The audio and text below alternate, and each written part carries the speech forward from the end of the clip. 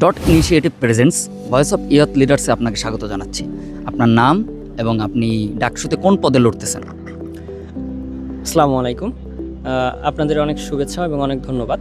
আমার পরিচয়টা দিচ্ছি আমি মোহাম্মদ এনামুল সর্দার, ডক্টর মোহাম্মদ শহীদুল্লাহর আবাসিক শিক্ষার্থী, নিউক্লিয়ার ইঞ্জিনিয়ারিং বিভাগ। আমার সেশন হচ্ছে 19-20।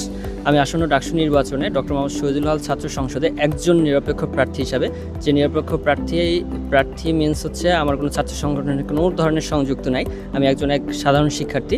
ওই জায়গা থেকে আমি হল সংসদে সাধারণ সম্পাদক পদে নির্বাচনে অংশগ্রহণ করছি।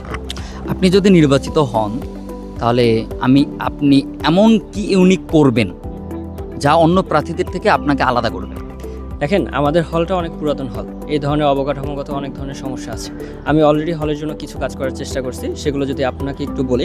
আমাদের হলের এক্সটেনশন 1 শহীদ শরাফত আলী ভবনে 5তলা ভবন ভেঙে যায়, সেটা সারা বিশ্ববিদ্যালয়ে একটা সরব অবস্থা তৈরি হয়, যেটা দেখা গেলো সংস্কার না করলে জগন্নাথ হলের মতো একটা ট্র্যাজেডি ঘটতে পারতো। ওই জায়গা থেকে আমি এগিয়ে আসি এবং এটা সংস্কারের জন্য আমি প্রক্টরের কাছে যাই, আমি চিফ ইঞ্জিনিয়ারের কাছে যাই এবং লাস্ট আমি প্রভিসিয়াম চিফ ইঞ্জিনিয়ার প্রভোস্ট স্যার সহ একটা মিটিংয়ের আয়োজন করতে পারি, যেটা হচ্ছে বিরল অবস্থা। তারপরের দিন থেকে আমাদের বিল্ডিংয়ের সংস্কার কাজটা শুরু হয়, যেটা বিশাল আকারে করা হবে। এছাড়াও আমি আমাদের হলে ফটোকপির দাম ছিল, সেটা কমানোর ক্ষেত্রে সক্ষম হই।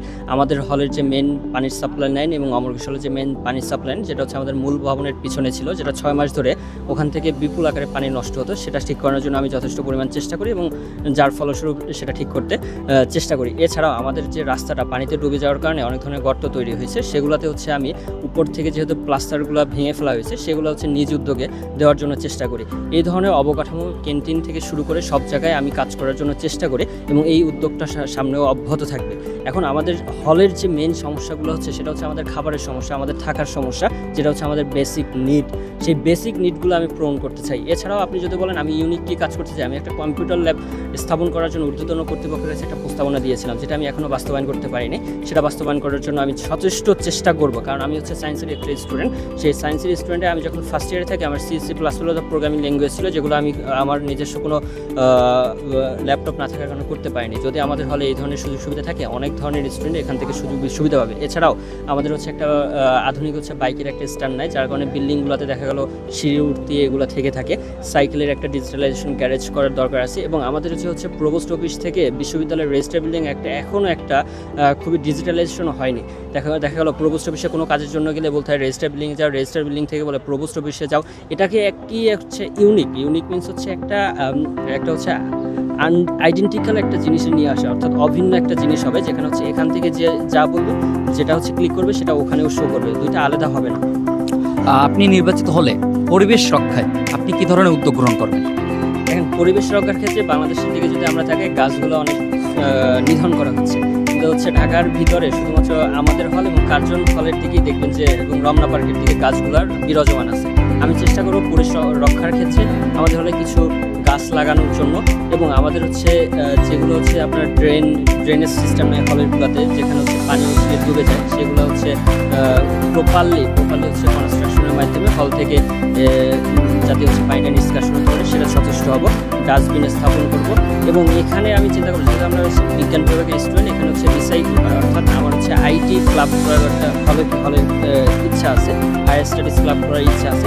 এবং আপনি আরেকটা জেনে থাকবেন, একমাত্র ডক্টর মোহাম্মদ শহীদুল্লাহ হলেই শুধুমাত্র লং টেনিসের একটা কোর্ট আছে, বাট এখানে প্রপারভাবে লং টেনিসের জন্য যে যত যে জিনিসপত্র দরকার সেটা নেই। ওইটার জন্য আমি একটু কাজ করার ইচ্ছা আছে। আর বাকি যে বেসিক নিডগুলো আমি এখনও ফেস করতেছি, যেগুলো খাবার সমস্যা, সারপোকার সমস্যা, আমার ঘুমের সমস্যা, বহিরাগত সমস্যা, এগুলো আমি চেষ্টা করব। আপনি নির্বাচিত যদি হন তাহলে তরুণদের ভিতরে নেতৃত্ব গুণাবলী বিকশিত করার জন্য আপনি কোনো উদ্যোগ গ্রহণ করবেন কি না?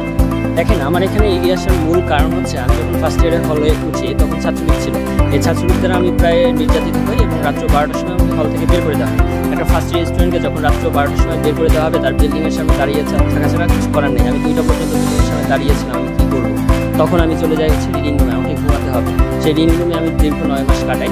সেই জায়গা থেকে আমার কাছে আর্জেন্সি হয়েছে যে বিপ্লব পরবর্তী যে একটা সময় চলে আসছে, যেখানে আমরা বুদ্ধিজীবীর স্বাধীনতা চর্চাটা পূর্ণভাবে করতে পারবো। এই দিনটাকে আমি মানি এবং ধারণ করি, এই 3টা স্লোগানকে সামনে রেখে আমি আগাবো। তো ওই জায়গা থেকে এখন যে আমরা স্টুডেন্টরা আছি, তারা একটা গণজাগরণ মঞ্চ থেকে আসছে, আমাদের বুদ্ধির একটা বিকশিত অবস্থা আছে।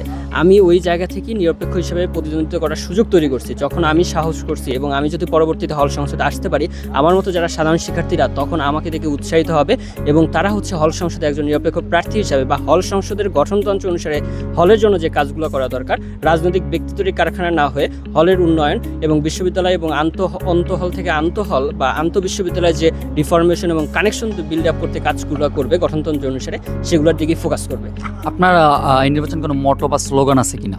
দেখেন, আমার নির্বাচনের মোটো বা স্লোগান হচ্ছে, আপনাকে আমি অলরেডি বলে দিচ্ছি, 3টা: বুদ্ধি, বিবেক, স্বাধীনতা। এগুলো যদি আমি একটু ব্যাখ্যা করি, বুদ্ধি দেখেন আমাকে হচ্ছে যৌক্তিক সিদ্ধান্ত গ্রহণ করতে সেটা হচ্ছে সাহায্য করে, আর বিবেক যেটা হচ্ছে আমাকে সত্য এবং ন্যায়ের ভিতরে পার্থক্য দেখায়, আর হচ্ছে স্বাধীনতা চর্চা। আমার বুদ্ধি আছে, বিবেক আছে, যদি আমি স্বাধীনতা চর্চাটা প্রপারলি না করতে পারি, অর্থাৎ আমার মতামতটা গণতান্ত্রিক উপায়ে যদি প্রকাশ না করতে পারি, তাহলে বুদ্ধি, বিবেক, স্বাধীনতার কোনো মানে হয় না। ওই জায়গা থেকে আমি এই 3টা জায়গাটাকে বিপ্লব পরবর্তীতে এসে এই 3টা জায়গায় মনে হচ্ছে আমূল পরিবর্তন হয়েছে। আমার ভিতর হয়েছে, আমার জুনিয়রদের ভিতরে হয়েছে, আমার সহপাঠীদের ভিতরে হয়েছে এবং শিক্ষার্থীদের ভিতরে হয়েছে। এবং তাই আমি চিন্তা করি একজন নিরপেক্ষ প্রার্থী হিসাবে হল সংসদে নির্বাচন করব। আমার হলে আবাসিক শিক্ষার্থী এবং অনাবাসিক শিক্ষার্থীদের বিনীতভাবে অনুরোধ থাকবে আমাকে সহযোগিতা করার জন্য, কারণ আমি একাই হচ্ছে এই জায়গা থেকে এগিয়ে আসছি। যদি এই সাধারণ শিক্ষার্থীরা আমার পিছনে এগিয়ে আসে, আমি তাদের কণ্ঠস্বর হব, আমি তাদেরই একজন। ধন্যবাদ আপনাকে, শুভকামনা আপনার জন্য। আসসালামু আলাইকুম।